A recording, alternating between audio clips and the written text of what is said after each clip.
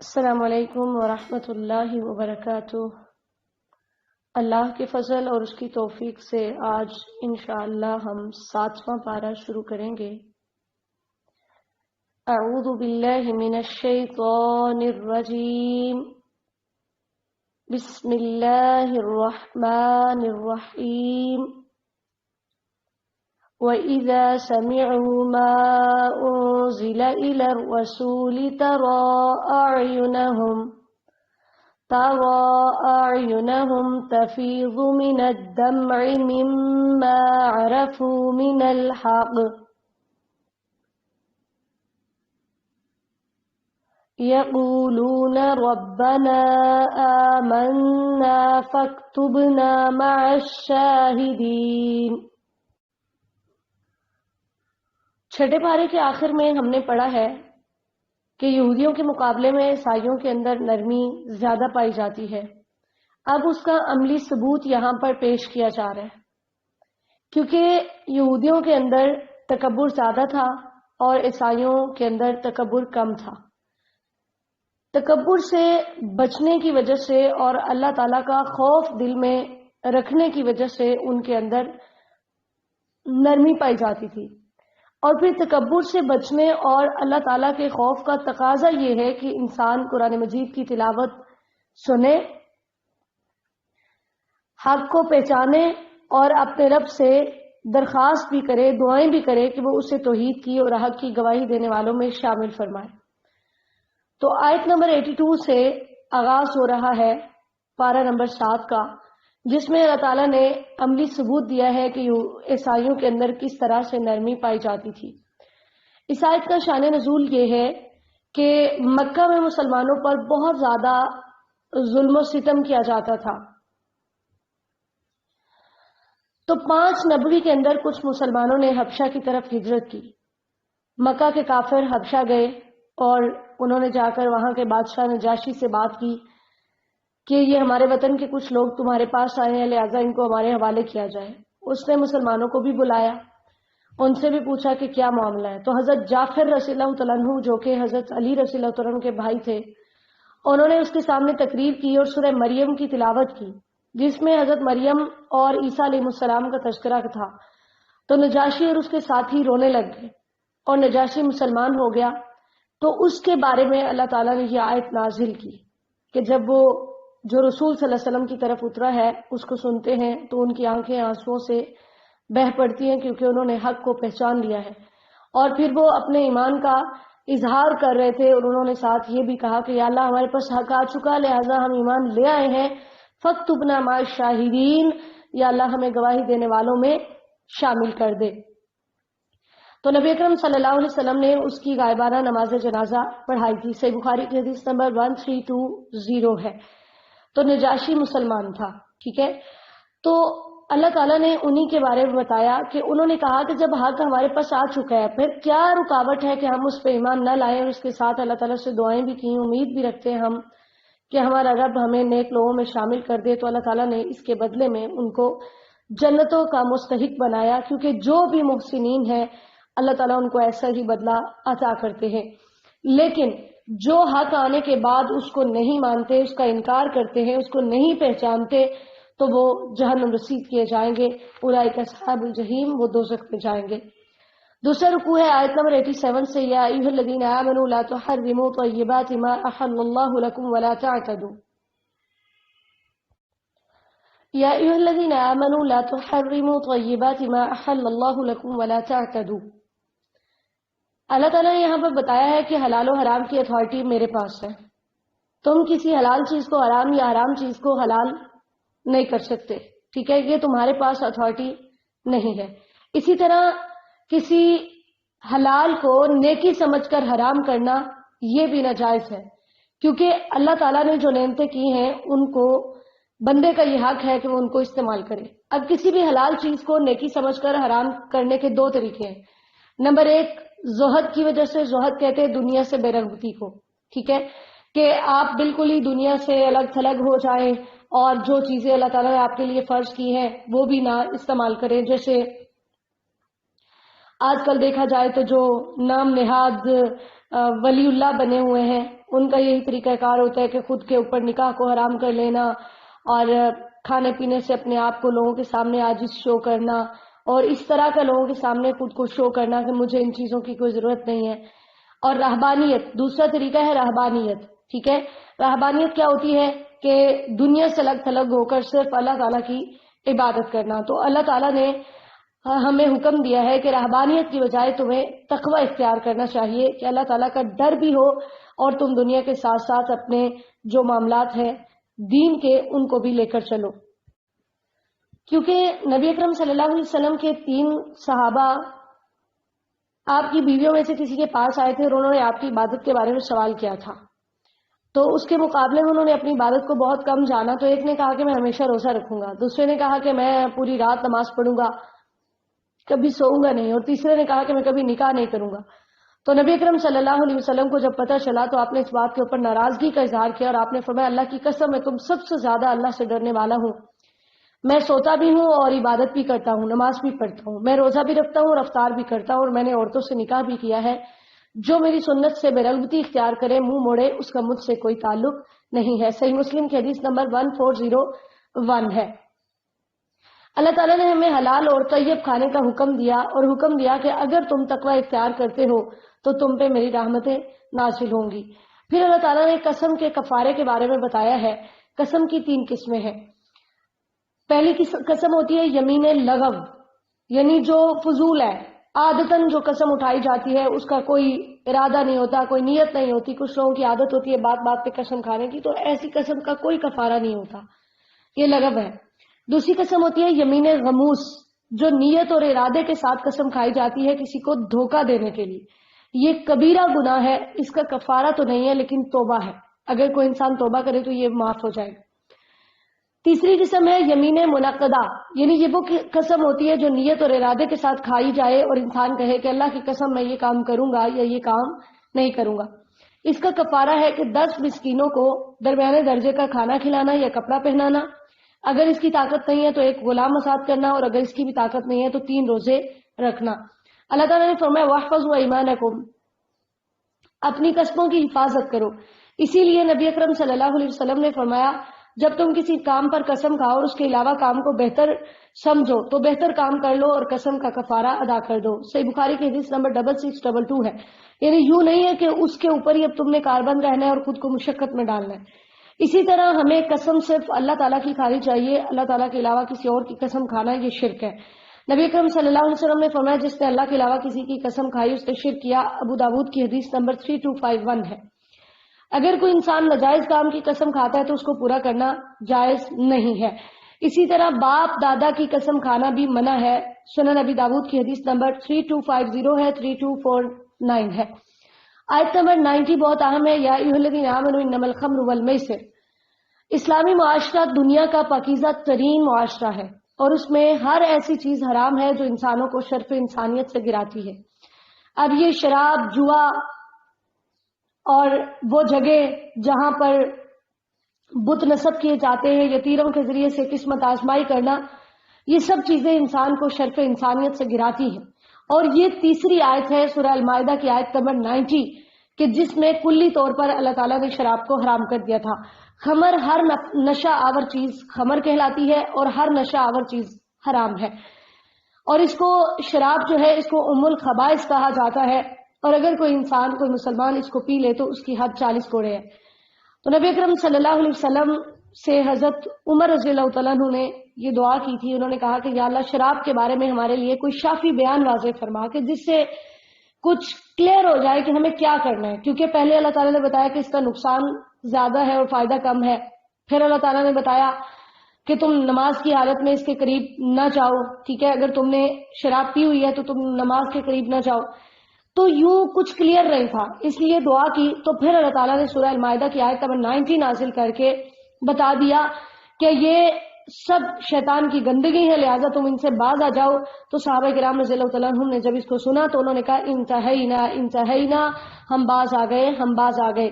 جامع ترمذی کی حدیث نمبر 3049 ہے۔ اور یوں مدینہ کے گلی کوچوں کے اندر انہوں نے شراب کو بہا دیا جیسے ہی اللہ تعالیٰ کا حکم نازل ہوا. اور یہی ایمان کا تقاضا ہے کہ جیسے ہی اللہ تعالیٰ کا حکم آئے مسلمان اس کے سامنے سر تسلیم خم کر دے. تو یہاں پر ایک لفظ استعمال ہوا ہے انصاب اور ازلام. انصاب وہ جگہ ہوتی ہیں جہاں پر بتوں کو نصب کیا جاتا ہے اور ان کی عبادت کی جاتی ہے. اور اسی طرح ازلام جو ہے ہم نے پیچھے بھی پڑھا ہے تیروں کے ذریعے سے قسمت آزمائی کرنا. تو یہاں پر اللہ تعالیٰ نے شراب کی حرمت کی 7 وجوہات بیان کی ہے جو کہ آپ آیت نمبر 90 اور 91 میں پڑھ سکتے ہیں ترجمے میں.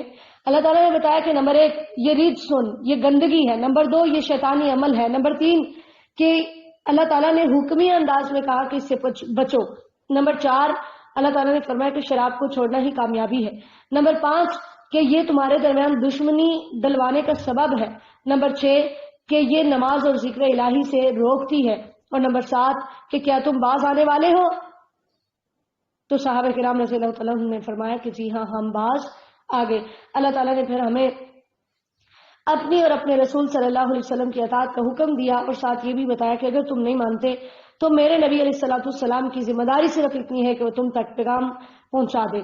آیت نمبر 93 تب نازل ہوئی کہ اب صحابہ کرام رضی اللہ تعالیٰ عنہ کے ذہن میں خیال آیا کہ شراب تو حرام ہو گئی ہے لیکن ہمارے وہ ساتھی جو فوت ہو چکے ہیں اور وہ شراب پیا کرتے تھے تو ان کا کیا معاملہ ہے.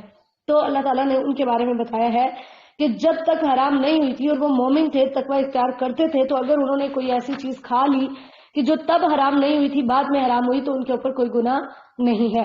تیسرا رکوع ہے آیت نمبر 94 سے 97 تک. یا ایھا الذین آمنوا لیبلونکم اللہ بالشیء، آیت نمبر 100 تک ہے یہ رکوع، ٹھیک ہے. تو 94 سے 97 میں اللہ تعالیٰ نے پھر سے اسی چیز کو دہرایا ہے کہ تم حلال کو حرام نہ کرو، یہ اتھارٹی صرف اللہ تعالیٰ کے پاس ہے. لیکن کچھ چیزیں جو حلال ہیں کسی حالت میں وہ بھی حرام ہو جاتی ہیں، جیسے حرام کی حالت میں شکار کرنا حرام ہے حالانکہ عام روٹین میں شکار کرنا حلال ہے. تو اللہ تعالیٰ نے یہاں پر مسلمانوں کی ایک آزمائش کا تذکرہ کیا ہے کہ جب 6 ہجری میں نبی کرم صلی اللہ علیہ وسلم صحابہ کرام رضی اللہ تعالیٰ عنہ کے ساتھ عمرے کی غرض سے گئے تو آپ کو عمرے سے روک دیا گیا. تو احرام کی حالت میں تھے تو وہاں پر اللہ تعالیٰ نے مسلمانوں کی آزمائش کی کہ اتنے زیادہ وہاں پر جانور آ گئے کہ وہ یوں اپنے ہاتھوں سے پکڑ کر ان کا شکار کر سکتے تھے، لیکن چونکہ احرام کی حالت میں تھے تو اس وجہ سے وہ اس کو پکڑ نہیں سکتے تھے. تو یوں اللہ تعالیٰ نے وہاں پر ان کی آزمائش کی تھی اور اسی کا اللہ تعالیٰ نے یہاں پر تذکرہ کیا ہے. ہاں کچھ جانور ایسے ہیں جنہیں احرام کی حالت میں قتل کیا جا سکتا ہے، جیسے چوہا، بچھو، چیل، کوا اور کاٹنے والا کتا. صحیح بخاری کی حدیث نمبر 3314 ہے. اگر کوئی انسان احرام کی حالت میں یا حرم میں شکار کر لیتا ہے تو اس کا کفارہ یہ ہے کہ جو جانور اس نے شکار کیا اسی جیسا جانور اس نے حرم میں لے جا کر قربان کرنا ہوتا ہے. نمبر 2 اگر اس کے پاس یہ طاقت نہیں ہے تو پھر اس جانور کی قیمت کے برابر اس نے مساکین کو کھانا کھلانا ہوتا ہے. نمبر 3 یا پھر اس کے برابر اس نے روزے رکھنے ہوتے ہیں، ٹھیک ہے.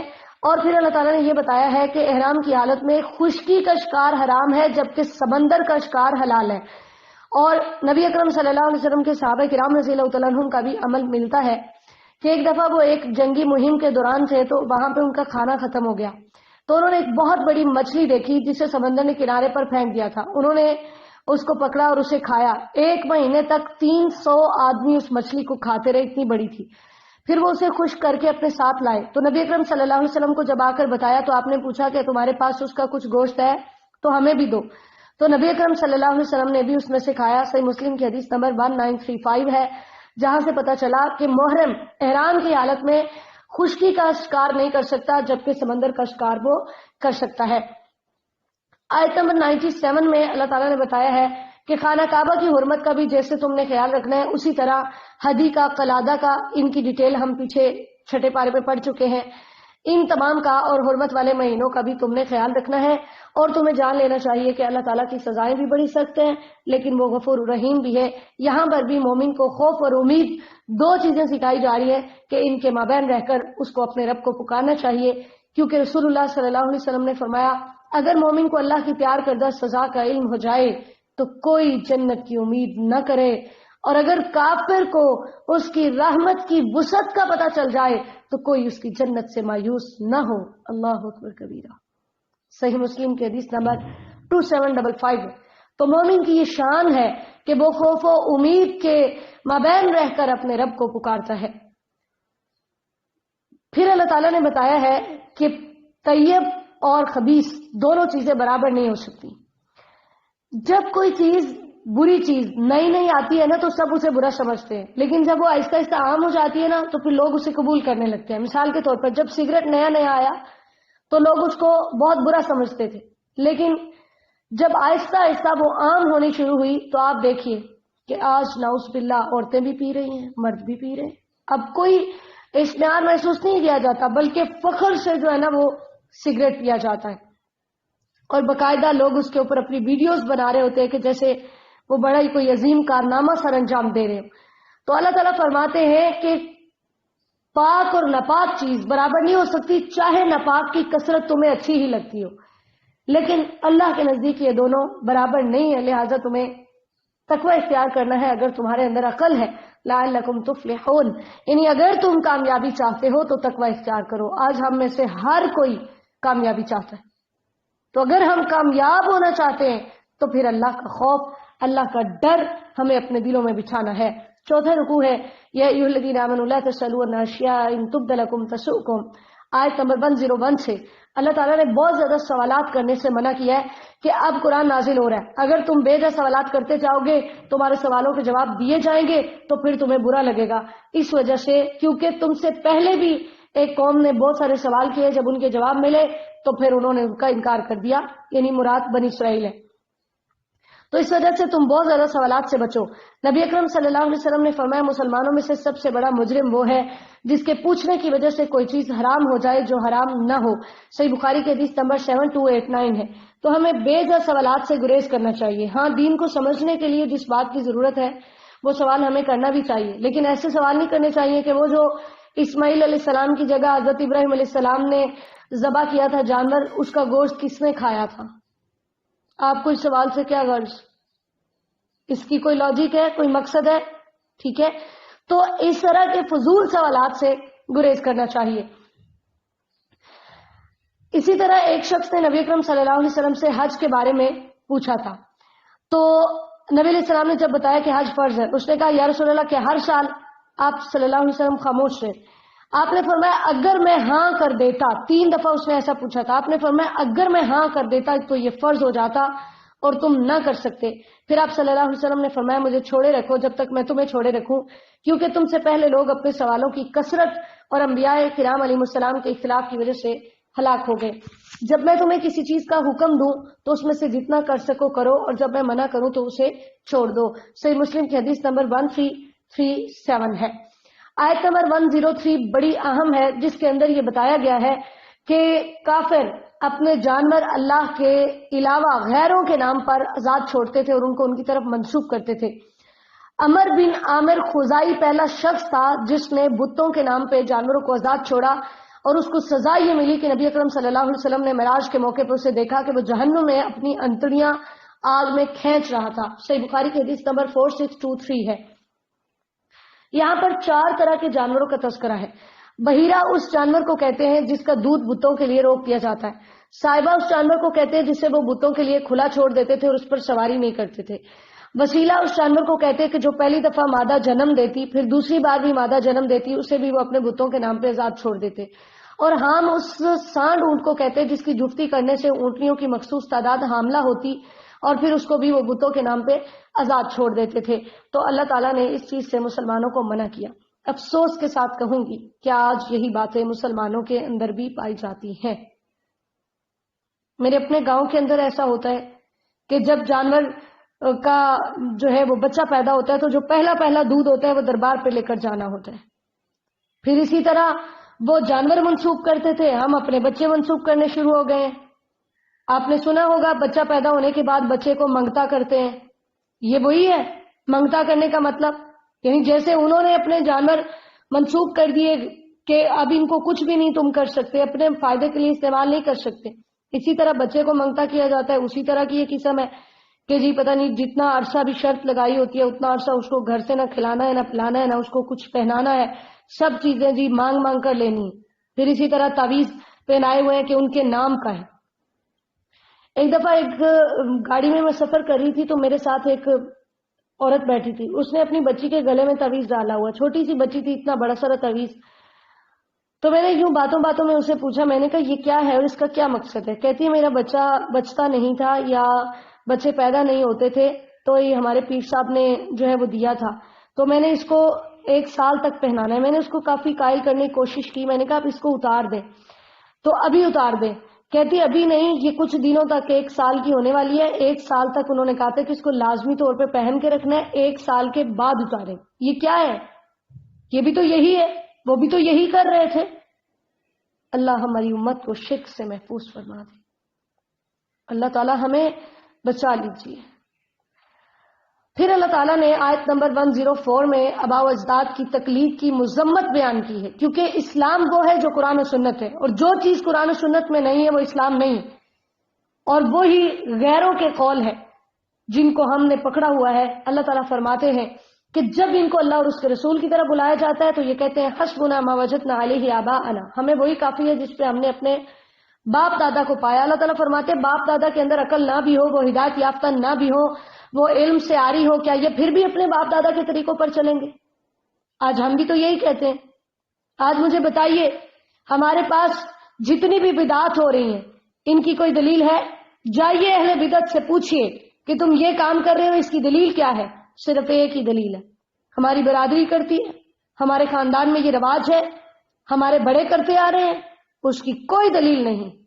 آئیے انشاءاللہ تعالیٰ قرآن پڑھنے کے بعد ہم نے ان چیزوں کا قلع کما کرنا ہے انشاءاللہ تعالیٰ، اور ہم نے ہر اس چیز پہ عمل کرنا ہے جو قرآن و سنت سے ثابت ہو، اور ہر اس چیز کو اپنی زندگی سے دفع کرنا ہے جس کا قرآن و سنت سے کوئی تعلق نہیں ہے. یا ایھا الذین آمنوا لا یضرکم یا ایھا الذین آمنوا علیکم انفسکم، آیت نمبر 105.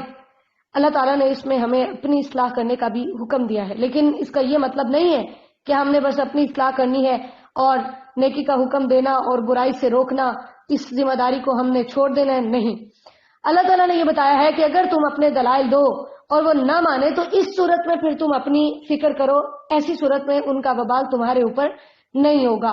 لیکن اگر تم گناہ کو دیکھ رہے اور روک نہیں رہے تو پھر تم بھی سزا سے دوچار ہوگے. جیسے نبی اکرم صلی اللہ علیہ وسلم نے فرمایا جب لوگ ظالم کو دیکھیں اور اس کا ہاتھ نہ روکیں تو قریب ہے کہ اللہ تعالیٰ ان پہ اپنا عذاب لے آئے. ابو داود کی حدیث نمبر 4338 ہے. آیت نمبر 106 سے 108 تک ایک واقعہ بیان ہوا ہے جس کے شان نزول کے بارے میں حدیث میں آتا ہے کہ ایک مسلمان شخص تھا جس کی ڈیتھ ہوئی. تو وہ سفر میں تھا تو راستے میں اس کے ساتھ 2 اس کے ساتھی تھے جو کہ عیسائی تھے، تمیم داری اور عدی بن بدہ ان کا نام تھا. وہاں پر کوئی مسلمان موجود نہیں تھا کہ جسے وہ وصیت کرتا، تو اس نے ان دونوں عیسائیوں کے حوالے اپنا مال کیا کہ یہ میرے ورثاء کو دے دینا. تو اس کے مال کے اندر سونے کا نقش و نگار والا ایک پیالہ بھی تھا، لیکن انہوں نے سارا سامان اس کے ورثاء کو دے کے اس پیالے کو رکھ لیا. جب مقدمہ نبی اکرم صلی اللہ علیہ وسلم کے پاس پہنچا تو اللہ تعالیٰ نے طریقہ بتایا ہے کہ ان کو عصر کی نماز کے بعد مسجد میں روکا جائے اور وہاں پر جو گواہ بنائے گئے ہیں وہ بھی قسم اٹھائیں اور جو ورثاء ہیں وہ بھی قسم اٹھائیں، تو اس طریقے سے پتہ لگوایا جائے کہ کون سچا ہے کون جھوٹا ہے. تو نبی اکرم صلی اللہ علیہ وسلم نے ان کو بلایا، ان دونوں نے قسم دے دی. جب بعد میں مکہ کے بازار کے اندر وہ پیالہ ملا تو اس سے پوچھا گیا اس شخص سے کہ تم نے یہ پیالہ کہاں سے لیا؟ اس نے بتایا کہ میں نے تمیم داری اور عدی بن بدہ سے خریدا ہے. تو اس وقت پھر اس کے ورثاء نے گواہی دی کہ یہ پیالہ اسی شخص کا ہے جو کہ ہمارے قبیلے کا تھا. تو اس بارے میں اللہ تعالیٰ نے یہ آیات نازل کی. صحیح بخاری کی حدیث نمبر 278 ہے کہ جو بھی گواہی کو چھپاتا ہے وہ ظالم ہے، وہ گناہگار ہے. اور یہ جو طریقہ کار اللہ تعالیٰ نے رکھا ہے کہ مسجد کے اندر قسمیں اٹھائیں، یہ اس وجہ سے ہے کہ ہر کسی کو پتا ہو کہ اگر میں جھوٹی قسم اٹھاؤں گا تو میری قسم کو رد کر دیا جائے گا. اس وجہ سے اس کو ڈر ہوگا تو وہ سچی قسم کھائے گا.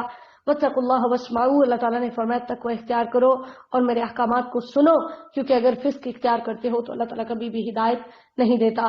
تو یہاں سے پتہ چلتا ہے کہ وصیت کرنا مشروع ہے اور وصیت میں 2 گواہوں کا ہونا ضروری ہے. اور پھر اسی طرح یہ بھی پتہ چلا کہ کافر بھی گواہ بن سکتا ہے. 5واں رکوع ہے یوم یجمع اللہ الرسل، آیت نمبر 109 سے 115 تک. اللہ تعالیٰ نے قیامت کی ہولناکیوں کے بارے میں بتایا ہے کہ وہ دن اتنا سخت ہوگا کہ جس دن اللہ تعالیٰ انبیاء کرام علیہ السلام سے بھی سوال کریں کہ بتاؤ تمہاری قوموں نے تو میں کیا جواب دیا تھا. اور وہاں پر سب سے زیادہ جو انسلٹ ہوگی، سب سے زیادہ جو ڈانٹ پلائی جائے گی وہ عیسائیوں کو دی جائے گی، کیونکہ انہوں نے عیسیٰ علیہ السلام کو خدائی کا درجہ دیا تھا. اللہ تعالیٰ نے پھر عیسیٰ علیہ السلام کے معجزات کا تذکرہ کیا ہے کہ جو ہم نے پہلے بھی پڑھے ہیں کہ وَإِسْتَخْلُقُ مِنَ الطِّينِ كَهَيْئَةِ الطَّيْرِ، کہ وہ مٹی سے پرندے کی شکل کا پرندہ بناتے تھے. خلقہ کا مطلب پیدا کرنا ہے، صرف ظاہری شکل و صورت بنانا مراد ہے یہاں پر، کیونکہ پیدا کرنا اور زندگی دینا یہ صرف اللہ تعالیٰ کا اختیار ہے، اس کے علاوہ کوئی اور نہیں کر سکتا. تو جو بھی اللہ تعالیٰ کے علاوہ پیدا کرنے کی کوشش کرتے ہیں، اسی وجہ سے تو تصویر بنانے والوں کی سزا اتنی سخت ہے کہ روز قیامت ان سے کہا جائے گا احیوا ما خلقتم، جو تم نے پیدا کیا تھا اب اس کو زندہ کرو. صحیح بخاری کی حدیث نمبر 5951 ہے. پھر تذکرہ ہے حضرت عیسیٰ علیہ السلام کے حواریوں کا. مددگار، حواری مددگار کو کہتے ہیں، کہ انہوں نے حضرت عیسیٰ علیہ السلام سے ایک دسترخوان کا مطالبہ کیا کہ اپنے رب سے دعا کیجئے کہ وہ ہم پہ ایک دسترخوان اتارے. مائدہ اس بڑے تھال کو کہتے ہیں جس پر کھانا رکھا ہو. اب یہ شرط کے طور پہ انہوں نے نہیں کہا تھا، بلکہ برکت کے طور پہ وہ مانگ رہے تھے.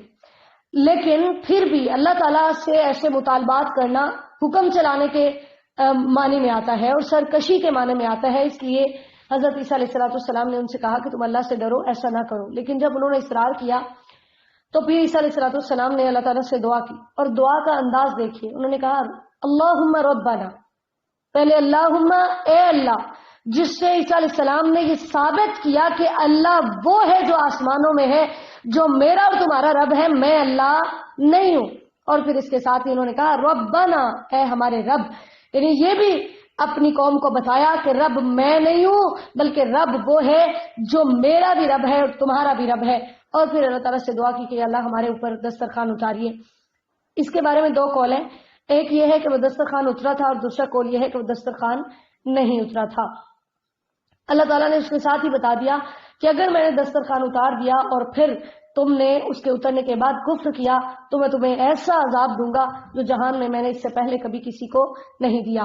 پھر چھٹا رکوع ہے آیت نمبر 116 سے. اللہ تعالیٰ نے پھر عیسائیوں کو ڈانٹا ہے کہ عیسیٰ علیہ السلام نے کبھی بھی تمہیں میرے علاوہ کسی اور کی عبادت کا حکم نہیں دیا تھا. اور اللہ تعالیٰ روز قیامت عیسیٰ علیہ السلام سے پوچھیں گے کہ کیا آپ نے ان کو کہا تھا کہ میری اور میری ماں کی عبادت کرو؟ وہ وہاں پر کہیں گے سبحانک، اللہ تو پاک ہے، میں وہ بات کبھی کہہ ہی نہیں سکتا کہ جس کی میرے پاس اتھارٹی نہیں ہے. یا اللہ، میں نے جو بھی انہیں کہا تھا تو اس کو جانتا ہے کیونکہ تو علام الغیوب ہے. یا اللہ، میں نے تو ان کو وہی کہا تھا جس کا تو نے مجھے حکم دیا تھا، یہی کہا تھا کہ اعبدوا اللہ ربی وربکم. اور یا اللہ، جب تک میں ان کے اندر موجود تھا تب کا تو مجھے پتا ہے کہ یہ کیا کرتے تھے اور میں ان کو کیا کہتا تھا، لیکن جب تو نے مجھے فوت کر لیا تھا تو یا اللہ پھر تو انہی کے اوپر نگہبان تھا. نبی اکرم صلی اللہ علیہ وسلم نے فرمایا میں بھی روز قیامت ایسے ہی کہوں گا جیسے میرے بھائی عیسیٰ نے کہا. تو یہاں سے بھی نبی اکرم صلی اللہ علیہ وسلم کے علم غیب کی نفی ہوتی ہے کہ کسی بھی نبی نے کبھی بھی علم غیب کا دعویٰ نہیں کیا، کیونکہ اگر وہ علم غیب رکھتے ہوتے تو پھر ان کو اپنی وفات کے بعد کے حالات کا بھی پتا ہوتا. ان تعذبهم فانهم عبادك وان تغفر لهم فانك انت العزیز الحکیم. آیت نمبر 118، جس کا ترجمہ یہ ہے کہ اگر تو ان کو عذاب دے تو یہ تیرے ہی بندے ہیں، اور اگر تو ان کو بخش دے تو بے شک تو سب پہ غالب، کمال حکمت والا ہے. اللہ اکبر، کتنی پیاری آیت ہے. نبی اکرم صلی اللہ علیہ وسلم ایک دفعہ ساری رات صبح تک اپنی نماز کے اندر اسی آیت کو پڑھتے رہے. سنن نسائی کی حدیث نمبر 1011 ہے. اللہ تعالیٰ فرماتے ہیں کہ یہ روز قیامت، یہ دن ایسا دن ہے کہ جس کے اندر سچوں کو ان کی سچائی فائدہ دے گی. سب سے بڑا سچ توحید ہے. وہ جنت میں جائیں گے اور جنہوں نے شرک کیا ہوگا وہ ذلیل و رسوا ہو جائیں گے، اور اللہ تعالیٰ وہاں پر ان سے راضی ہو جائے گا، کیونکہ یہی سب سے بڑی مومن کے لیے ایک نعمت ہے کہ اللہ تعالیٰ ان سے راضی ہو جائے، اور یہی سب سے بڑی کامیابی ہے. پھر اللہ تعالیٰ نے عیسائیوں کا رد کیا آخری آیت میں. ان کو بتایا کہ زمین و آسمان میں جو کچھ بھی ہے وہ سب اللہ تعالیٰ کا ہے، وہ اکیلا اس کا مالک ہے، لہذا عبادت کا حقدار بھی وہ اکیلا ہے جو ہر چیز پہ قادر ہے. تم اس کے ساتھ کسی اور کو اپنا معبود نہ بناؤ. سورۃ الانعام مکیہ. بسم اللہ الرحمن الرحیم. اس سورت کا مرکزی مضمون اللہ کی توحید ہے، کیونکہ پیچھے بھی شرک کا رد ہوا ہے اور اللہ تعالیٰ کی توحید بیان ہوئی ہے. اللہ تعالیٰ نے اس صورت کے اندر توحید کے ایسے دلائل دیے ہیں جن کا انکار کوئی عقل مند انسان کبھی بھی نہیں کر سکتا. اللہ تعالیٰ نے اس صورت کی ابتدا کی ہے الحمدللہ سے. ٹھیک ہے، تو اس میں اللہ تعالیٰ نے مشرکین کے، اہل بدعت کے عقائد کا رد کیا ہے، اور اللہ تعالیٰ نے اس کے دلائل دیے ہیں کہ اللہ ہی ہے جو تمام خوبیوں کا مالک ہے اور معبود برحق ہے. وہی ہے جس نے زمین و آسمان کو پیدا کیا، وہی ہے جس نے اندھیرے اور روشنیاں بنائی. ٹھیک ہے، یعنی اس سے مراد مانوی اندھیرے بھی ہیں، اور جیسے جہالت ہے، شرک ہے، شک ہے، یہ سب چیزیں اللہ تعالیٰ کے اختیار میں ہیں. اللہ تعالیٰ نے فرمایا پھر تم کیسے کسی اور کو میرے برابر قرار دیتے ہو؟ تم دیکھو کہ میں نے تمہیں مٹی سے پیدا کیا اور پھر تمہارا ایک وقت مقرر کیا، جب وہ وقت مقرر پورا ہو جاتا ہے تو پھر تم میرے پاس لوٹ آتے ہو. اللہ ہی ہے جو تمہاری ظاہری پوشیدہ ہر چیز کو جانتا ہے، کیونکہ اللہ تعالیٰ اپنی ذات کے اعتبار سے اپنے عرش پر مستوی ہے، لیکن اپنے علم کے اعتبار سے وہ ہر جگہ پر موجود ہے. اس کے باوجود منکرین حق کا یہ رویہ ہے کہ انہوں نے حق کو جھٹلایا اور اللہ تعالیٰ کی آیات کا مذاق اڑایا. اللہ تعالیٰ نے انہیں حکم دیا کہ تاریخ کے اور آنکھ پلٹ کے دیکھو کہ تم سے پہلے کتنی قومیں تھیں جن کو ہم نے زمین میں اقتدار دیا تھا، ہم نے ان پہ موسلادھار بارشیں برسائیں، ان پہ نہریں جاری کی، سب نعمتیں ان کو دیں، لیکن فَأَهْلَكْنَاهُمْ بِذُنُوبِهِمْ، جب وہ نہ مانے تو ہم نے انہیں ہلاک کر کے تباہ و برباد کر دیا ان کے گناہوں کی وجہ سے، اور ان کے بعد ہم نئی قوم کو لے آئے. آیت نمبر 7 سے 10 تک اللہ تعالیٰ نے کفار کے اعتراضات اور ان کے جواب کا تذکرہ کیا ہے کہ یہ کہتے ہوتے تھے کہ کوئی آئے روز نبی علیہ السلام سے نیا مطالبہ. تو اللہ تعالیٰ نے فرمایا کہ اگر میں ان پہ کوئی ایسی کتاب نازل کر دوں کہ جس کو یہ اپنے ہاتھوں سے چھوئیں، یہ پھر بھی نہیں مانیں گے، پھر بھی یہی کہیں گے کہ یہ جادو ہے، کیونکہ جس کی قسمت میں ہدایت نہیں ہے اس کا شک کبھی بھی ختم نہیں ہو سکتا. اسی طرح ہر دور میں منکرین نبوت کا یہ اعتراض رہا کہ نبی فرشتہ ہونا چاہیے تھا، انسان فرشتہ نہیں ہو سکتا. موجودہ دور کے کلمہ گو مشرک کا بھی یہ عقیدہ ہے. وہ کہتے تھے کہ نبی جو ہے وہ بشر نہیں ہو سکتا، اور آج کے کہتے ہیں کہ بشر نبی نہیں ہو سکتا. عقائد دونوں کے سیم ہیں کہ یعنی ان کے نزدیک بشریت جو ہے یہ نبوت سے مانے ہے. اللہ تعالیٰ فرماتے ہیں کہ فرشتے کو تو تم اس کی اصل شکل میں دیکھ ہی نہیں سکتے، پھر تمہارے اوپر میں فرشتے کو نبی کیسے بنا کر بھیج دیتا؟ تو نبی علیہ السلام کو تسلی دی گئی کہ آپ پریشان نہ ہوئیے، آپ سے پہلے جتنے نبی آئے تھے ان کا بھی یوں ہی مذاق اڑایا گیا، لہٰذا اللہ تعالیٰ نے ان کو عذاب سے پکڑا اور وہ تباہ و برباد کر دیے گئے. اس وجہ سے آپ کو پریشان ہونے کی ضرورت نہیں ہے. قُلْ سِیرُوا فِی الْأَرْضِ، دوسرا رکوع ہے آیت نمبر 11 سے. اللہ تعالیٰ نے بتایا کہ جاؤ زمین میں سیر کرو اور چلو پھرو اور دیکھو کہ تم سے پہلے لوگوں نے جب اللہ اور اس کے رسولوں کی مخالفت کی تو ان کا انجام کیا ہوا. جاؤ جا کر دیکھو، ان سے پوچھئے زمین و آسمان کا مالک کون ہے، ان سے پوچھئے قیامت کا مالک کون ہے. یہ جو تم اتنی اعلانیہ مخالفت کر رہے ہو لیکن اس کے باوجود تمہیں سزا نہیں مل رہی، تو اس کی صرف ایک وجہ ہے کہ کتب علی نفسہ الرحمہ، اللہ نے اپنے اوپر رحمت کو فرض کر لیا ہے. اسی لیے حدیث میں آتا ہے نبی اکرم صلی اللہ علیہ وسلم نے فرمایا جب اللہ تعالیٰ نے مخلوق کو پیدا کیا تو اپنے پاس کتاب میں جو عرش پر ہے اپنے متعلق لکھا کہ میری رحمت میرے غضب پر غالب ہے. صحیح بخاری کی حدیث نمبر 7404 ہے. نبی علیہ الصلوۃ والسلام سے اللہ تعالیٰ نے کہلوایا کہ تعجب کا اظہار کیجئے کہ میں اللہ تعالیٰ کو چھوڑ کر کسی اور کو اپنا معبود، اپنا دوست کیسے بنا لوں؟ وہ تو زمین و آسمان کو پیدا کرنے والا ہے. وَهُوَ يُطْعِمُ وَلَا يُطْعَمُ، وہ کھانا کھلاتا ہے اس کو کھلایا نہیں جاتا. تو پتہ چلا کہ جو دوسروں کے ٹکڑوں پہ پلتا ہے وہ حاجت روا اور مشکل کشا نہیں ہو سکتا. جن کے درباروں کے دیے بھی عوام کے پیسوں سے جلتے ہوں وہ دستگیر اور داتا اور غوث اعظم اور گن شکر نہیں ہو سکتے. رب وہ ہے جو کھلاتا ہے، جو کھاتا نہیں ہے. اللہ الصمد، وہ بے نیاز ہے، اس کو کسی بھی چیز کی کوئی ضرورت نہیں ہے. مشکل کشا اور حاجت روا اور داتا وہ ہے جو فاطر السماوات والارض کی شان والا ہے، جو وما من دابۃ فی الارض الا علی اللہ رزقها کی شان والا ہے کہ زمین پر بسنے والے ہر جاندار کا رزق اس کے اختیار میں ہے. وہ رب ہے، وہ حاجت روا ہے، وہ مشکل کشا ہے۔ اے میرے نبی ان سے پوچھئے اس کو چھوڑ کر کسی اور کو اپنا معبود کیسے بنا لوں؟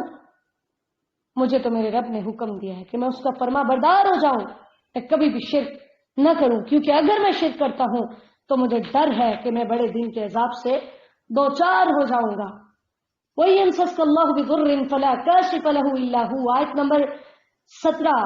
اللہ تعالیٰ نے یہاں پر شرک کی جڑ کاٹ کے رکھ دی ہے کہ اگر اللہ تمہیں نقصان پہنچانا چاہے، دنیا کی کوئی طاقت اس نقصان کو، اس تکلیف کو دور نہیں کر سکتی، اور اگر اللہ تمہیں بلائی پہنچانا چاہے وہ ہر چیز پہ قادر ہے، پوری دنیا بھی مل کر تمہیں کوئی فائدہ نہیں پہنچا سکتی، کیونکہ وہ اپنی مخلوقات پر غالب ہے اور وہ کمال حکمت والا ہے، ہر طرح کی خبر رکھنے والا ہے۔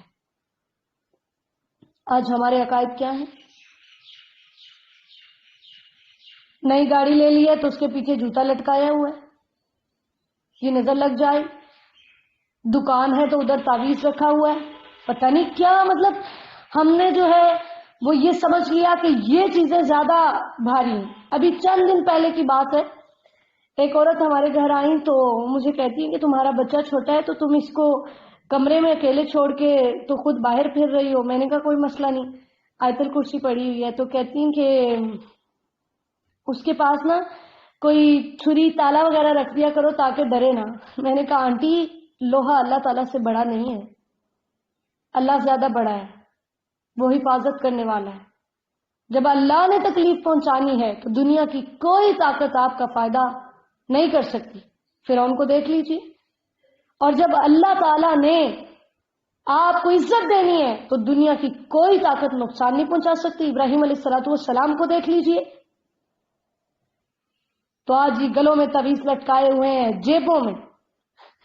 ایک دفعہ کسی اچھے نامور انسٹیٹیوٹ میں میں کلاس اٹینڈ کر رہی تھی، تو ایک ٹیچر جو کہ سی ایس ایس پاس کرنے کے بعد ایک اچھی پوسٹ پر تھے، تو انہوں نے ایک دن یوں ہی کلاس کے دوران جی بتایا کہ میرے پاس یہ ایک پاور ہے جس کی وجہ سے میری یہ جاب ہوئی ہے اور میں نے سی ایس ایس پاس کر لیا ہے، اور یہ وہ ساری بات۔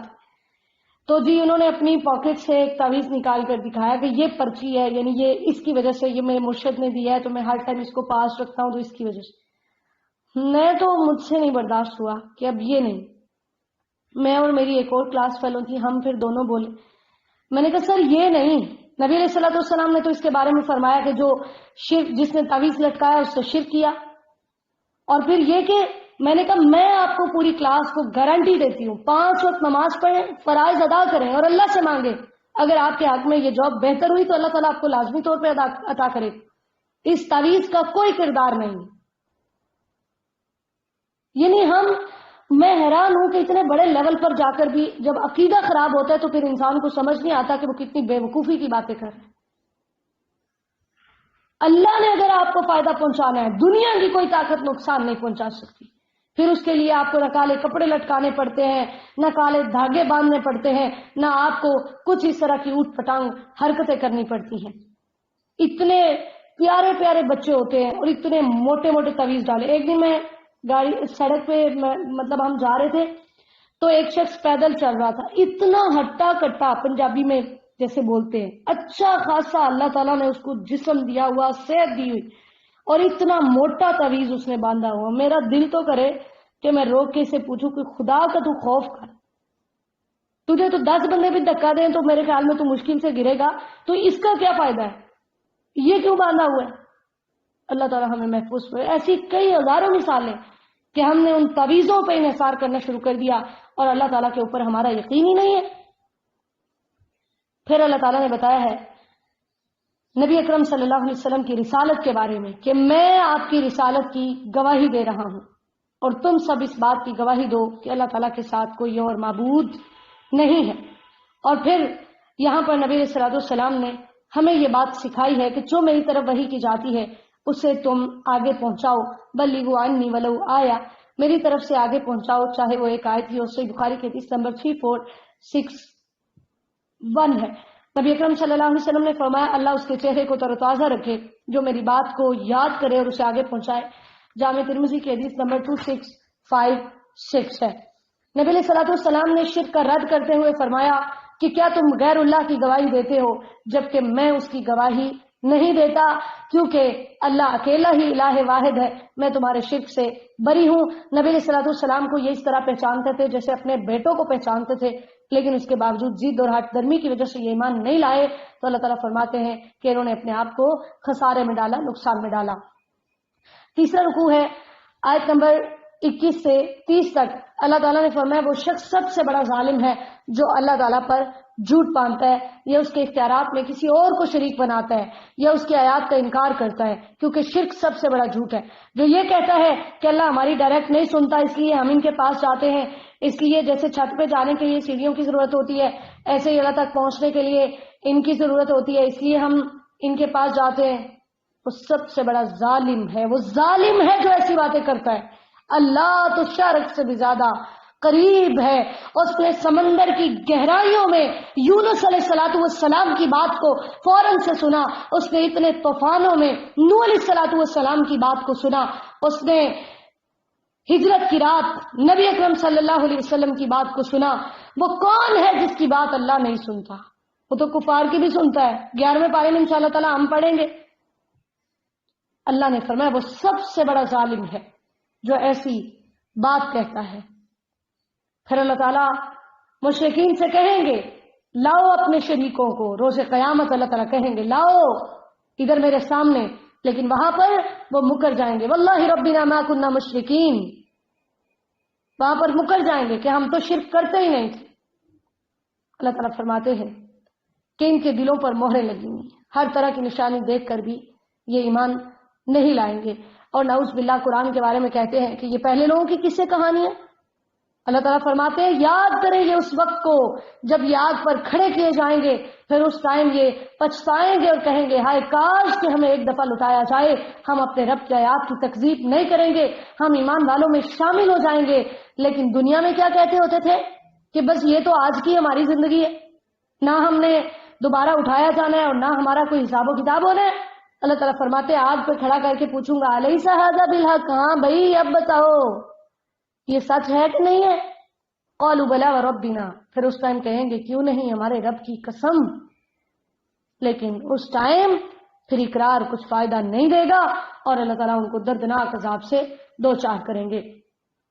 چوتھا رکوع ہے قد خسر الذین کذبوا بلقاء اللہ۔ اللہ تعالیٰ فرماتے ہیں وہ ناکام ہو گیا، اس نے نقصان اٹھایا جس نے قیامت کا انکار کیا، کیونکہ روز قیامت یہ اپنی پیٹھوں پر اپنے گناہوں کا بوجھ اٹھائیں گے جو دنیا میں اللہ تعالیٰ کی آیات کا انکار کرتے تھے۔ اور وَمَا الْحَيَاةُ الدُّنْيَا إِلَّا لَهْوٌ وَلَعِبٌ إِلَّا لَعِبٌ وَلَهْوٌ۔ اللہ تعالیٰ نے قرآن پاک کے کئی مقامات میں اس آیت کو ذکر کیا ہے اور بتایا ہے کہ دنیا کی زندگی محض دل لگی ہے، کھیل تماشا ہے۔ نبی اکرم صلی اللہ علیہ وسلم نے فرمایا اللہ کے راستے میں ایک شام ایک صبح دنیا و ما فیہا سے بہتر ہے، اور جنت میں ایک کمان یا کوڑے کے برابر جگہ دنیا و ما فیہا سے بہتر ہے۔ اور اگر اہل جنت میں سے کوئی عورت زمین والوں کی طرف جھانک لے تو آسمان و زمین کے درمیان کی جگہ کو روشن کر دے اور اسے خوشبو سے بھر دے، اور اس کے سر کا دوپٹہ دنیا و ما فیہا سے بہتر ہے۔ صحیح بخاری کی حدیث نمبر 2796 ہے۔ وَلَلدَّارُ الْآخِرَةُ خَيْرٌ، لیکن جو آخرت کا گھر ہے وہ زیادہ بہتر ہے جو کہ جنت ہے، اور یہ انہی کو ملے گا جو کہ متقین ہیں۔ آیت نمبر 33 سے 36 تک اللہ تعالیٰ نے نبی اکرم صلی اللہ علیہ وسلم کے بارے میں بتایا کہ یہی لوگ جو نبوت سے پہلے آپ کو صادق اور امین کہتے تھے، نبوت کے دعوے کے ساتھ ہی یہ آپ کے جانی دشمن بن گئے۔ اللہ تعالیٰ نے فرمایا کہ آپ کو پریشان ہونے کی بالکل بھی ضرورت نہیں ہے، کیونکہ آپ سے پہلے انبیاء کرام علیہ السلام کے ساتھ بھی ان کا یہی رویہ تھا، آپ کے ساتھ بھی یہی رویہ ہے، اس وجہ سے آپ پریشان نہ ہوں، ہم ان کو سزا دینے پر قادر ہیں۔ اسی طرح منکرین کا ایک شبہ یہ بھی تھا کہ ایسا معجزہ لے کر آئیں جس کو دیکھ کر ہر شخص کو پتہ چل جائے کہ واقعی یہ اللہ تعالیٰ کی طرف سے۔ اللہ تعالیٰ نے فرمایا میں قادر ہوں، میں نازل کر سکتا ہوں، لیکن ولیکن اکثرهم لا يعلمون، ان کے اکثر جاہل ہیں، علم سے عاری ہیں، انہوں نے پھر بھی ایمان نہیں لانا۔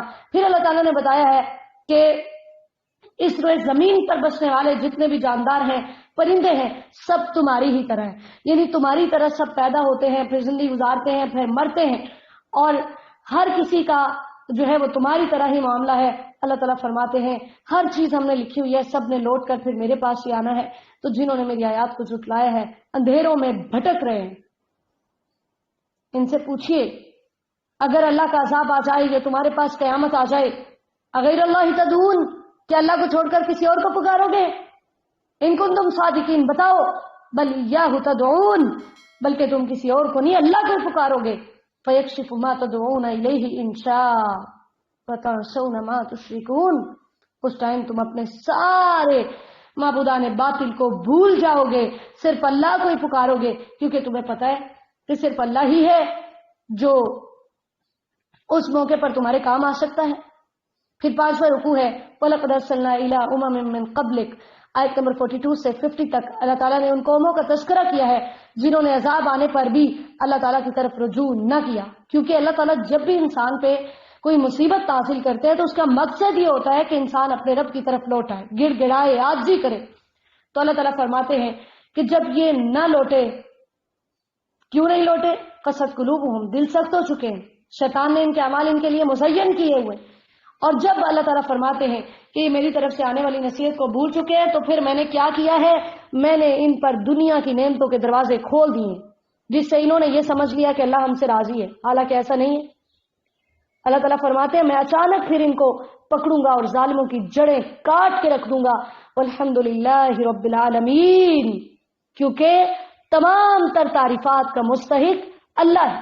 پھر اللہ تعالیٰ نے یہاں پر ان سے ایک سوال کیا ہے, اے میرے نبی صلی اللہ علیہ وسلم ان سے پوچھئے اگر اللہ تمہاری سماعت, تمہاری بصارت چھین لے, بتاؤ اللہ کے علاوہ کسی کے اندر طاقت ہے؟ کوئی تمہیں تمہاری آنکھیں لٹا سکے؟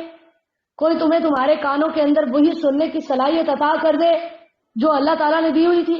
نہیں, اللہ کی بنائی ہوئی چیزوں کا کوئی مقابلہ نہیں کر سکتا. پھر انبیاء کرام علیہ السلام کی ذمہ داریوں کا تذکرہ ہے کہ وہ ماننے والوں کو جنت کی خوشخبریاں سناتے ہیں اور نہ ماننے والوں کو اللہ کے عذاب سے ڈراتے ہیں. آیت نمبر 50 بڑی اہم ہے, ترجمہ بھی لازمی طور پہ پڑھیے گا. یہ آیت ہمارے عقائد کی اصلاح میں بنیادی حیثیت رکھتی ہے. نبی اکرم صلی اللہ علیہ وسلم سے اللہ تعالیٰ نے کہلوایا, اے میرے نبی ان سے کہیے کہ میرے پاس اللہ کے خزانے نہیں ہیں. رد ہو گیا ان لوگوں کا جو کہتے ہیں کہ نبی علیہ السلام مختار کل ہے. نمبر 2, ان کو بتائیے میں غیب نہیں جانتا. نمبر 3, ان کو بتائیے کہ میں فرشتہ بھی نہیں ہوں. اور نمبر 4, ان کو بتائیے کہ میں وحی کی پیروی کرتا ہوں. اللہ اکبر کبیرہ. قرآن واضح طور پہ کہہ رہا ولا علم الغیب, میں غیب نہیں جانتا. مسلمان دھکے سے پھر بھی اس چیز کو منوانے کے لیے دھکا کر رہے ہیں کہ مانو نبی علیہ السلام غیب جانتے تھے. قرآن واضح طور پہ کہہ رہا ہے. میں اسی لیے کہتی ہوتی ہوں قرآن پڑھیے, آپ کبھی بھی گمراہ نہیں ہو سکے. قرآن ایسے پڑھیے جیسے قرآن پڑھنے کا حق ہے. اللہ تعالیٰ نے فرمایا جیسے اندھا اور دیکھنے والا برابر نہیں ہو سکتے, یوں ہی مومن اور کافر بھی برابر نہیں ہو سکتے. 6واں رکوع ہے آیت نمبر 51 میں اللہ تعالیٰ نے نبی اکرم صلی اللہ علیہ وسلم کو تبلیغ کا حکم دیا کہ آپ ان کو ڈرائیے, مجھ سے یہ ڈریں اور میری طرف رجوع کریں.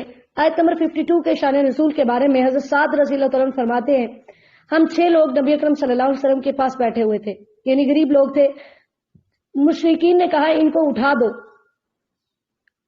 پھر ہم آپ کی بات سنیں گے. تو نبی علیہ الصلوۃ والسلام ابھی سوچ ہی رہے تھے تو اللہ تعالیٰ نے یہ آیت اتاری کہ وہ لوگ جو صبح و شام اپنے رب کو پکارتے ہیں اور اس کی رضامندی چاہتے ہیں, آپ نے ان کو ہٹانا ہے ان کی وجہ سے نہیں. ان کا حساب آپ کے ذمے نہیں ہے اور آپ کا حساب ان کے ذمے نہیں ہے. اگر آپ نے ان کو ہٹایا تو آپ ظالموں میں شمار ہو جائیں گے. یہاں پر اللہ تعالیٰ نے حوصلہ افزائی کی ہے ایمان والوں کی کہ جب یہ آپ کے پاس آئیں فقل سلام علیکم, تو اے میرے نبی صلی اللہ علیہ وسلم آپ ان پہ سلامتیاں بھیجیے کہ یہ ایمان لے آئے ہیں, اور ان کو بتا دیجئے کہ جو بھی اگر نادانی کی وجہ سے برے عمل کر چکا تھا تو پھر وہ توبہ کر لے اور اپنی اصلاح کر لے, تو اللہ تعالیٰ اس کے گناہوں کو بخشنے والا ہے. اللہ تعالیٰ کی یہ شان ہے کہ وہ غفور الرحیم ہے. 7واں رکوع ہے آیت نمبر 52 سے 60 تک. اللہ تعالیٰ نے یہاں پر شرک کا رد کیا کہ میرے نبی صلی اللہ علیہ وسلم ان کو بتا دیجئے کہ اللہ تعالیٰ نے مجھے منع کیا ہے کہ میں ان کی عبادت کروں جن کی تم عبادت کرتے ہو، اور اسی طرح کہ اگر خواہشات کی پیروی کروں گا تو گمراہ ہو جاؤں گا، کیونکہ توحید ہی حق ہے۔ اور ان کو بتائیے کہ میں اپنے رب کی طرف سے واضح دلیل پر قائم ہوں، جس عذاب کا تم مجھ سے مطالبہ کر رہے ہو وہ میرے اختیار میں نہیں ہے، وہ اللہ کے اختیار میں ہے۔ اگر وہ میرے پاس ہوتا تو میں اب تک بیچ چکا ہوتا اور ہمارے درمیان معاملے کا فیصلہ ہو چکا ہوتا، لہٰذا یہ میرے اختیار میں نہیں ہے، اس وجہ سے تمہیں انتظار کرنا ہے اللہ کے فیصلے کا۔ پھر آیت نمبر 59 یہ بھی بڑی اہم ہے۔ اللہ تعالیٰ نے فرمایا وَعِندَهُ مَفَاتِحُ الْغَيْبِ لَا يَعْلَمُهَا إِلَّا هُوَ، غیب کی کنجیاں اللہ کے پاس ہیں، اللہ کے علاوہ کوئی اور ان کو نہیں جانتا۔ اگر نبی علیہ الصلوۃ والسلام غیب جانتے ہوتے تو اللہ تعالیٰ یہاں پر بتاتے کہ میرے علاوہ اور میرے نبی کے علاوہ کوئی نہیں جانتا۔ اللہ تعالیٰ کیا فرما رہے ہیں؟ آیت کھول کے ترجمہ لازمی طور پہ پڑھیے گا، لا یعلمها الا هو، اللہ کے علاوہ ان کو کوئی بھی نہیں جانتا۔ اور یہ آیت اللہ تعالیٰ کے علم کو بیان کرنے والی قرآن پاک کی سب سے عظیم ترین آیت ہے۔ اس کو بحر و بر کا علم ہے، اس کو پتوں کے گرنے کا علم ہے، اس کو زمین کے اندھیروں میں دانوں کا علم ہے، خشک و تر کا علم ہے، ہر چیز اس کے پاس لوح محفوظ میں لکھی ہوئی ہے، ہر بات کا اسے علم ہے۔ اور نبی اکرم صلی اللہ علیہ وسلم نے فرمایا غیب کی 5 کنجیاں ہیں۔ قیامت کا علم یہ صرف اللہ کے پاس، ٹھیک ہے؟ بارش کا علم صرف اللہ تعالیٰ کے پاس ہے، ماں کے پیٹ میں کیا ہے اس کا علم صرف اللہ تعالیٰ کے پاس ہے، کوئی انسان کل کو کیا کمائے گا اس کا علم صرف اللہ تعالیٰ کے پاس ہے، اور کوئی کس سرزمین میں مرے گا اس کا علم صرف اللہ تعالیٰ کے پاس ہے۔ صحیح بخاری کی حدیث نمبر 4627 ہے۔ اللہ تعالیٰ نے فرمایا میں ہی ہوں جو تمہیں رات کو سلاتا ہوں، پھر دن ٹائم تمہاری روحیں واپس لوٹا کے تمہیں بیدار کرتا ہوں، اور میں ہی ہوں جو تمہاری موت و حیات کا مالک ہوں۔ 8واں رکوع ہے وَهُوَ الْقَاهِرُ فَوْقَ عِبَادِهِ، آیت نمبر 61 سے۔ قاہر کہتے ہیں جو کائنات کو عدم سے وجود میں لانے والا، پھر وجود پر فنا طاری کرنے والے کو۔ اللہ تعالیٰ قاہر ہے، اسی نے اس کائنات کو وجود بخشا اور وہی اس کائنات کو فنا کرے گا۔ اللہ تعالیٰ فرماتے ہیں میں تمہارے اوپر آفات سے بچانے کے لیے فرشتے بھیجتا ہوں، تمہارے اعمال لکھنے کے لیے فرشتے بھیجتا ہوں، اور جب کسی کی موت کا وقت ہوتا ہے تو ملک الموت آتا ہے اور وہ اس کی روح کو قبض کر لیتا ہے۔ تو ہمارے ہاں جو موت کے فرشتے کا نام عزرائیل مشہور ہے وہ ضعیف حدیث ہے۔ پھر اللہ تعالیٰ نے آیت نمبر 63 سے 66 تک مشرکین سے کچھ سوالات کیے ہیں کہ ان سے پوچھئے کہ بحر و بر کے اندھیروں سے ان کو نجات کون دیتا ہے، ان سے پوچھئے کہ کون ہے جسے تم مصیبت میں پکارتے ہو اور پھر وہ تمہاری مصیبت دور کرتا ہے تو تم اس کی ناشکری کرنے شروع کر دیتے ہو۔ اگر وہ تمہارے اوپر نیچے سے آگے پیچھے سے تم پہ عذاب بھیجے تو بتاؤ کون ہے؟ اگر وہ تمہیں گروہوں میں تقسیم کر دے، تمہاری آپس میں لڑائیاں کروا دے تو بتاؤ کون ہے جو تمہیں اس سے بچائے؟ وہ اس پہ قادر ہے، وہ ایسا کر سکتا ہے۔ لیکن لوگوں نے اس حق کو جھٹلا دیا۔ قُلْ لَسْتُ عَلَيْكُمْ بِوَكِيلٍ، اے میرے نبی ان کو بتائیے کہ میں تم پہ وکیل نہیں ہوں، کارساز نہیں ہوں، میرا رب یہ سارے عذاب بھیجنے پر قادر ہے۔ اسی وجہ سے نبی اکرم صلی اللہ علیہ وسلم نے اللہ تعالیٰ سے دعا کی تھی، قادر ہے لیکن بھیج نہیں رہا، کیوں؟ نبی علیہ السلام نے دعا کی تھی یا اللہ میری ساری امت کو اکٹھے غرق نہ کرنا، اللہ تعالیٰ نے یہ دعا قبول فرما لی۔ پھر دعا کی یا اللہ میری امت کو اکٹھے قحط میں مبتلا نہ کرنا، اللہ تعالیٰ نے یہ دعا بھی قبول فرما لی۔ تیسری دعا کی یا اللہ میری امت کو اختلاف سے بچانا، لیکن اللہ تعالیٰ نے یہ دعا قبول نہیں کی۔ صحیح مسلم کی حدیث نمبر 2890 ہے۔ اللہ تعالیٰ نے کفار کو دھمکی دی ہے کہ ہر خبر کے واقع ہونے کا ایک مقررہ وقت ہے، ان قریب تمہیں پتہ چل جائے گا، جو تم عذاب جلدی مانگتے ہو جب مقررہ وقت آئے گا تو پھر ہم بھیجیں گے۔ آیت نمبر 68 ویسی ہی ہے جیسی ہم نے کل چھٹے پارے میں پڑھی کہ اللہ تعالیٰ نے ہمیں ایسی مجالس میں بیٹھنے سے منع کیا جن کے اندر اللہ کی آیات کا مذاق اڑایا جا رہا ہو، جن مجالس میں اسلام کی دھجیاں اڑائی جا رہی ہوں۔ اللہ تعالیٰ نے یہاں پر بھی فرمایا ہے کہ ایسی مجالس میں اگر تم بھول کر بیٹھ بھی جاؤ تو جیسے ہی تمہیں یاد آئے تم ان مجالس سے اٹھ جاؤ، تم نے ظالموں کے ساتھ نہیں بیٹھنا۔ اور پھر اللہ تعالیٰ نے بتایا کہ وہ لوگ جو دین کا مذاق اڑاتے ہیں، جنہوں نے اپنے دین کو کھیل تماشا بنا لیا۔ آج دیکھیے ہمارے ہاں ایسی ایسی چیزیں دین کے نام پہ ایجاد کی ہوئی ہیں جن کو دیکھ کر عقل بھی دنگ رہ جاتی ہے، عقل بھی ان کو ماننے کے لیے تیار نہیں۔ مثال کے طور پہ عید میلاد النبی کے موقع پر آپ دیکھیے کتنے تماشے کیے جاتے ہیں۔ نعوذ باللہ، پتہ نہیں جیسے جیسے وقت گزر رہا ہے کیا ہوتا جا رہا ہے، کیسے کیسے لباس، بے پردہ عورتیں، اتنا اتنا میک اپ، اتنے اتنے بڑے جوڑے، اور استغفر اللہ واتوب الیہ. ویسے لگ رہا ہوتا ہے اسپیشل کسی ڈانس پارٹی کے لیے آئی ہیں. معذرت کے ساتھ گستاخی معاف کیجیے گا. دین کو مذاق بنا لیا. پھر ایسے جھومنا کہ عورت کا یعنی سجدہ کرتے ہوئے کہ جی عورت نیچا سجدہ کرے زینت ظاہر ہوگی، اور یہ والے سارے کام کرتے ہوئے عورت کی زینت ظاہر نہیں ہوتی. کیا کچھ کر رہی ہوتی ہیں. دین کو تماشا بنا لیا ہے، کھیل بنا لیا ہے، عقل بھی نہیں مانتی ان چیزوں کو. اللہ تعالیٰ فرماتے ہیں ایسے لوگوں کا نہ کوئی سفارشی ہوگا نہ کوئی مددگار ہوگا، اور دردناک عذاب سے یہ دوچار ہوں گے. پینے کے لیے ان کو گرم ابلتا ہوا پانی دیا جائے گا. استغفر اللہ واتوب الیہ. 9واں رکوع ہے آیت نمبر 71 سے. قل اندعو من دون اللہ، اے میرے نبی ان سے پوچھئے کیا اللہ کو چھوڑ کر ہم ان کو پکارنا شروع کرتے ہیں جو نفع و نقصان کے مالک نہیں ہیں؟ یہ تو ایسے ہی ہوا کہ ہمارے رب نے ہمیں ہدایت دی ہے اور ہم شیطان کے بہکاوے میں آ چکے ہیں اور زمین میں یوں بھٹکتے ہوئے پھر رہے ہیں کہ ہم اپنی ایڑیوں کے بل پلٹ جائیں. ان ہدی اللہ ھو الہدی، اے میرے نبی ان کو بتائیے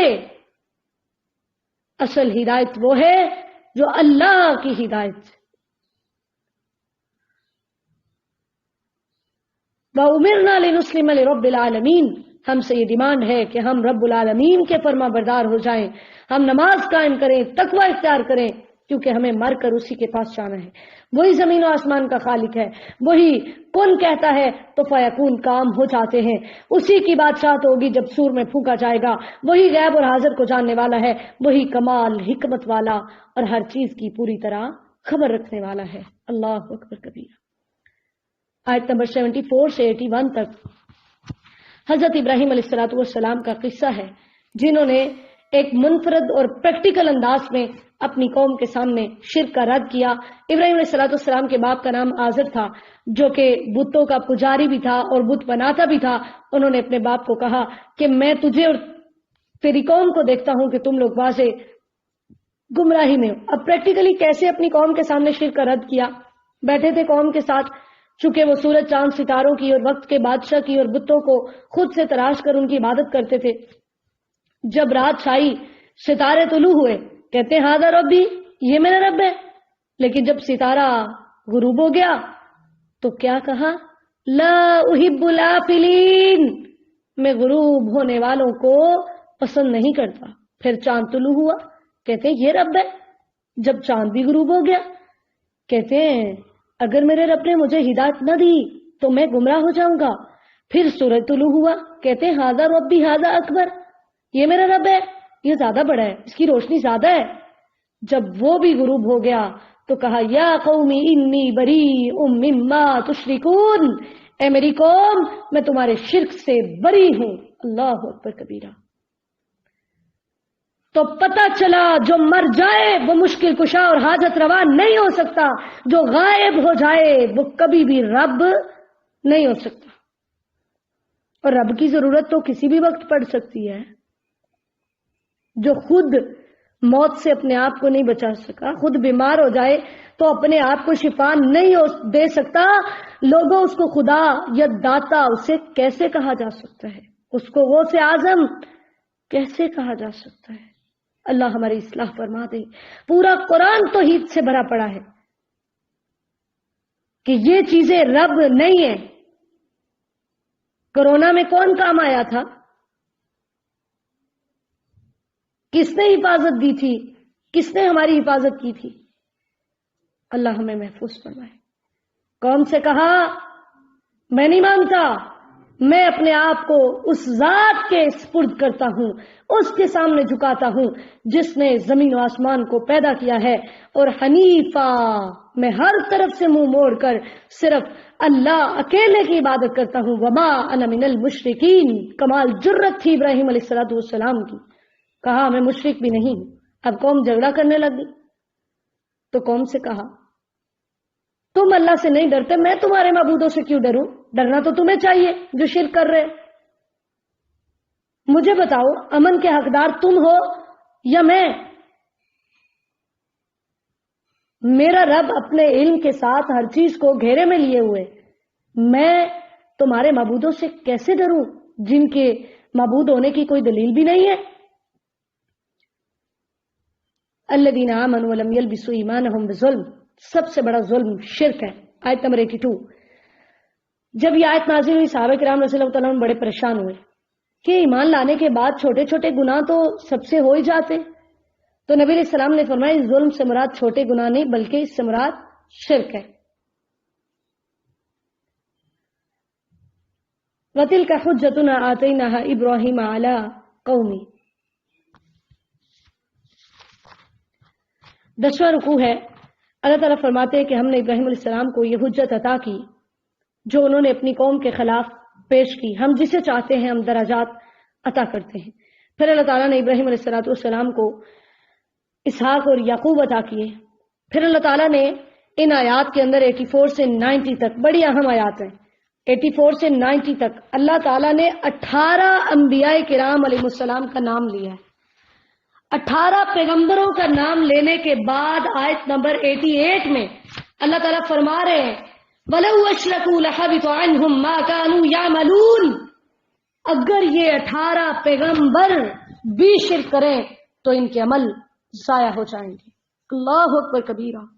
یہ ایسا سنگین جرم ہے جو نبی کے اعمال کو بھی ضائع کر دیتا ہے. تو عام انسان کی پھر کیا اوقات. تو خدا را اپنے عقائد کی اصلاح کیجیے. خدا را شرک سے بچیے. خود بھی بچیے, اپنے گھر والوں کو بھی بچائیے, کیونکہ یہ ساری نیکیوں کو تباہ کر دے گا. اللہ تعالیٰ فرماتے ہیں یہ سب انبیاء کرام علیہ السلام ہدایت یافتہ تھے, تم بھی ان کی پیروی کرو. ہم نے ان کو حکمت عطا کی تھی, ہم نے ان کو کتابیں دی تھی, ہم نے ان کو نبوت عطا کی تھی. اور میرے نبی صلی اللہ علیہ وسلم ان سے کہیے لا اسألکم علیہ اجرا, میں تم سے کچھ بھی نہیں مانگ رہا, میرا اجر تو اللہ کے ذمہ ہے. میں تو صرف تمہیں نصیحت کر رہا ہوں کہ تم اس قرآن کی نصیحت کو قبول کر لو. 11واں رکوع ہے آیت نمبر 91 سے وما قدر اللہ حق قدری. اللہ تعالیٰ نے یہودیوں سے خطاب کیا ہے. اللہ تعالیٰ نے فرمایا کہ جیسے اللہ تعالیٰ کی قدر کرنے کا حق تھا ویسے انہوں نے قدر نہیں کی. پھر اسی طرح منکرین کا اعتراض ذکر کیا گیا ہے نعوذ باللہ, جو کہتے تھے کہ اللہ تعالیٰ نے کسی بشر پر کچھ بھی نہیں اتارا. اللہ تعالیٰ نے فرمایا اچھا یہ کیسا تمہارا معیار ہے یہودیوں کا کہ تم تورات کو تو مانتے ہو کہ وہ منزل من اللہ ہے, قرآن کو نہیں مانتے. ان سے پوچھئے موسیٰ پر تورات کس نے اتاری تھی؟ جس نے موسیٰ علیہ السلام پر تورات اتاری تھی اسی نے تو قرآن اتارا ہے. اور پھر تم نے اس تورات کے ساتھ کیا سلوک کیا تھا؟ تجعلونہ قراطیس, تم نے اس کو کاغذ بنا لیا.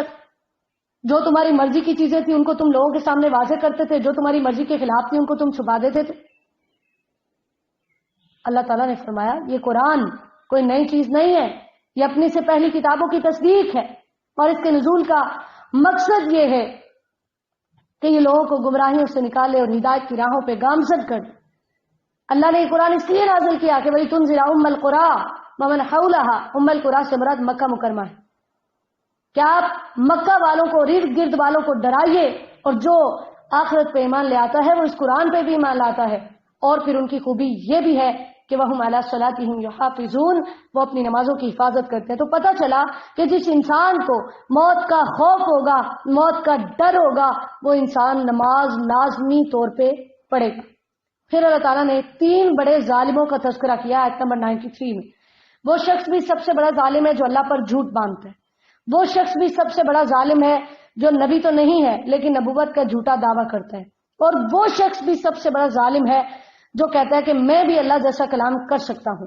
کفار کہتے تھے نا سأنزل مثل ما انزل اللہ, ہم بھی ویسا قرآن اتار سکتے ہیں جیسا اللہ تعالیٰ نے اتارا ہے. اللہ نے فرمایا ان کو دیکھیے جب ان ظالموں کی جانیں نکلتی ہے نا, جب یہ موت کی سختیوں میں ہوتے ہیں, فرشتے ان کی طرف اپنے ہاتھ پھیلائے ہوتے ہیں, پھر فرشتے ان کو ڈانٹنے کے لیے کہتے ہیں اخرجوا انفسکم, نکالو اپنی جانیں. آج تم اپنی ان ناحق باتوں کی وجہ سے رسوا کن عذاب سے دو چار کیے جاؤ گے. پھر اللہ تعالیٰ نے آیت نمبر 94 میں بتایا ہے کہ جس طرح تم دنیا میں اکیلے آئے تھے تم ویسے ہی اکیلے میرے پاس واپس آ جاؤ گے. جیسے تم دنیا میں گئے تھے بغیر ختنے کے, تمہارے جسم ننگے تھے, تم برہنہ تھے, اور تم بے لباس تھے, تمہارے پاؤں میں جوتے نہیں تھے, بالکل قیامت والے دن بھی ایسے. نبی السلام نے فرمایا تم بغیر ختنے کے ننگے پاؤں ننگے بدن اللہ کی طرف اکٹھے کیے جاؤ گے. وہاں تمہارا کوئی سفارشی نہیں ہوگا, وہاں پر ساری رشتہ داریاں کٹ جائیں گی. 12واں رکوع ہے ان اللہ فالق الحب والنوا, آیت نمبر 95 سے 100 تک. اللہ تعالیٰ کی کمال قدرت, اللہ تعالیٰ کی عظمت, اللہ کی قوت، اللہ کا اقتدار، بے پایا فضل و کرم اللہ تعالیٰ یہاں پر ہمیں بتا رہے ہیں کہ اللہ کون ہے، فالق الحب والنوا، جو دانے اور گٹھلی کو پھاڑنے والا ہے، جو زندہ کو مردہ سے اور مردہ کو زندہ سے نکالنے والا ہے، وہی جو صبح کو پھاڑنے والا ہے، وہی جس نے رات کو سکون کا ذریعہ بنایا، وہی ہے جو سورج چاند کو کام میں لگائے ہوئے ہے، وہی ہے جس نے ستارے پیدا کیے جن کی روشنی میں تم بحر و بر کے اندھیروں میں راستے تلاش کرتے ہو، وہی ہے جس نے تمہیں ایک جان سے پیدا کیا، تمہیں ماں کے رحم میں ٹھہرایا، تمہیں باپ کی پشت میں سے نکالا، وہی ہے جو آسمانوں سے پانی برساتا ہے، اس کے ذریعے سے نباتات اگاتا ہے، اس کے ذریعے سے تمہارے لیے سرسبز کھیتیاں اگاتا ہے، وہی ہے جو تمہیں کھجوروں کے باغات عطا کرتا ہے، وہی ہے جو تمہیں انگوروں کے، زیتون کے اور انار عطا کرتا ہے، وہی ہے جو تم پہ یہ ساری نعمتیں نچھاور کرتا ہے۔ انظروا الی ثمرہ اذا اثمر وینعم، تم دیکھو اور اللہ کی قدرتوں کو پہچانو کہ وہ کیسے یہ پھل تمہیں عطا کر رہا ہے۔ ان فی ذلکم لآیات لقوم یؤمنون، اس میں ان کے لیے نشانیاں ہیں جو اللہ پر ایمان لاتے ہیں، لیکن افسوس کہ ان بدبختوں نے جنوں کو اللہ کا شریک بنا دیا، اللہ کے بیٹے اور بیٹیاں جہالت کی بنا پر یہ بنانے لگے۔ سبحانہ وتعالی عما یصفون، اللہ پاک ہے اور ان تمام سے بلند ہے جو وہ بیان کرتے ہیں۔ 13واں رکوع ہے بدیع السماوات والارض، آیت نمبر 101 سے 110 تک۔ اللہ تعالیٰ نے بتایا میں ہی ہوں زمین و آسمان کو ایجاد کرنے والا، اولاد ہونے کے لیے بیوی ہونا ضروری ہے، وَلَمْ تَكُنْ لَهُ صَاحِبَةٌ، جبکہ اللہ کی کوئی بیوی نہیں ہے۔ صاحب اس ساتھی کو کہتے ہیں جو ہمیشہ ساتھ رہے، اسی وجہ سے بیوی کو صاحبہ کہا جاتا ہے۔ اللہ فرماتے ہیں میں ہر چیز کا خالق ہوں، میں ہر چیز کو جاننے والا ہوں، میں معبود برحق ہوں، میں نے ہی ہر چیز پیدا کی ہے، فَاعْبُدُوا، میری ہی عبادت کرو، میں ہی ہر چیز پہ کارساز ہوں، وکیل ہوں۔ لا تدرکہ الابصار وہو یدرک الابصار وہو اللطیف الخبیر، آیت نمبر 103۔ یہ بھی بڑی اہم آیت ہے کہ اس دنیا کے اندر کوئی اللہ تعالیٰ کو نہیں دیکھ سکتا۔ سیدہ عائشہ رضی اللہ تعالیٰ عنہ فرماتی ہیں جو تمہیں یہ بیان کرے کہ محمد صلی اللہ علیہ وسلم نے اپنے رب کو دیکھا معراج کی رات، یقیناً اس نے جھوٹ کہا۔ پھر انہوں نے اس آیت کی تلاوت کی، صحیح بخاری کے حدیث نمبر 4855 ہے۔ دنیا کی آنکھ اللہ تعالیٰ کو نہیں دیکھ سکتی، نہ ہی دنیا میں کسی نے اللہ تعالیٰ کو دیکھا ہے۔ پھر اللہ تعالیٰ نے حکم دیا ہے کہ تم نے معبودان باطل کو گالی نہیں دینی، کیونکہ اگر کوئی جائز کام کسی بڑی خرابی کا ذریعہ بن رہا ہو تو اس کو چھوڑ دینا ضروری ہے۔ اسی لیے نبی اکرم صلی اللہ علیہ وسلم نے کسی کے والدین کو گالی دینے سے منع کیا، کیونکہ بدلے میں وہ تمہارے والدین کو گالی دیں گے۔ صحیح بخاری کے حدیث نمبر 5973 ہے۔ پھر اللہ تعالیٰ نے کفار کے معجزات کا تذکرہ کیا ہے کہ یہ معجزے مانگتے ہیں اور کہتے ہیں کہ ہم ایمان لے آئیں گے۔ ان سے کہہ دیجئے انما الآیات عند اللہ، ساری نشانیاں بھیجنے کا اختیار اللہ کے پاس ہے، تمہیں کیا معلوم ہے کہ اگر نشانی آئے گی تو ایمان لاؤ گے؟ نہیں، یہ کبھی بھی ایمان نہیں لائیں گے۔ وَنُقَلِّبُ أَفْئِدَتَهُمْ وَأَبْصَارَهُمْ، ہم ان کی دلوں کو اور ان کی آنکھوں کو پھیر رہے ہیں، جیسے یہ پہلی مرتبہ ایمان نہیں لائے انہوں نے بعد میں بھی ایمان نہیں لانا۔ وَنَذَرُهُمْ فِي طُغْيَانِهِمْ يَعْمَهُونَ، ہم ان کو چھوڑ رہے ہیں کہ اپنی سرکشی کے اندر سرگرداں اور حیران پھر رہے ہیں کہ ان کو کچھ سمجھ نہیں آ رہی ہم کیا کر رہے ہیں۔ اللہ تعالی ہم سب کو عقیدہ توحید پر کاربند رہنے کی توفیق عطا فرمائے، ہمارے صغیرہ و کبیرہ گناہ معاف فرمائے، ہمیں کتاب و سنت پر چلنے کی توفیق دے۔ یا الہی ہمیں شرک کی گندگیوں سے محفوظ فرمائیے۔ الہ العالمین ہمارے لیے صراط مستقیم پہ چلنا آسان کر دیجئے۔ الہ العالمین ہمارے والدین، اساتذہ، سب مسلمانوں کی اپنی رحمتوں کا نزول فرمائیے۔ میرے مالک ہم سب سے راضی ہو جائیے۔ یا الہی جو مالی تنگی میں مبتلا ہیں وسعت عطا فرمائیے۔ میرے مالک جو مقروض ہیں قرض کی ادائیگی میں ان کی مدد فرمائیے۔ یا الہی جو بے اولاد ہیں اپنے خزانوں سے انہیں نیک اولاد عطا فرمائیے۔ یا الہی ہم سب سے راضی ہو جائیے، ہماری مدد فرمائیے، ہمیں اپنے مقربین میں شامل فرمائیے، اللہ سب کی حفاظتیں فرمائیے۔ یا الہی ہماری التجائیں پوری فرمائیے۔ اللہم صلی وسلم علی نبینا محمد صلی اللہ علیہ وسلم۔ سبحانک اللہم وبحمدک، اشہد ان لا الہ الا انت، استغفرک واتوب الیک۔ السلام علیکم ورحمۃ اللہ وبرکاتہ۔